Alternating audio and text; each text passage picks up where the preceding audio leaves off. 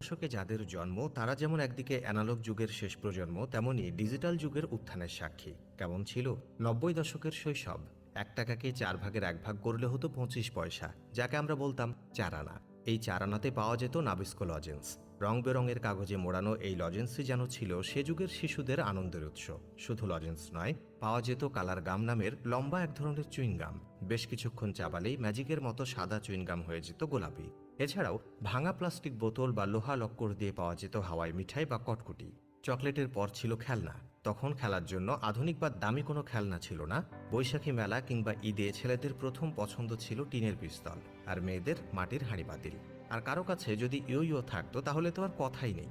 Plastic টয়ের উপর পাখা লাগানো একরকম হেলিকপ্টার পাওয়া যেত। হাতে ঘষা দিলেই উড়ত সেই হেলিকপ্টার।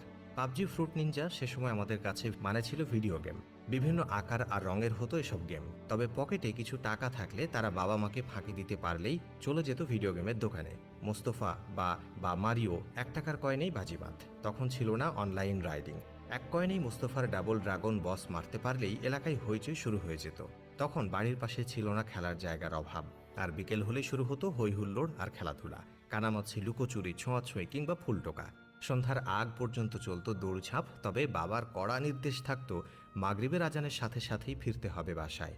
বাসায় ফিরে হাত মুখ ধুয়ে শুরু হতো পড়া। পড়ার সময় মানে শুধু একটা জিনিসই চলত, কখন হবে লোডশেডিং। মোমবাতি বা হারিকেনের আলোয় পড়লে চোখ নষ্ট হয়ে যাবে, এমন অজুহাত দিয়ে উঠে যাওয়া যেত পড়া থেকে। বিদ্যুৎ আস্তে আস্তে পড়ার সময়ও শেষ এবং পড়াও শেষ। 90-এর দশকে টিভিতে দেখা যেত মাত্র একটি চ্যানেল, বিটিভি। আর তাতেই যেন ছিল রাজ্যের বিনোদন। বাংলায় অনুবাদ করে দেখানো হতো সিনবাদ, রবিনহুড বা ম্যাকগাইভার। এছাড়াও ছিল মিনা কার্টুন।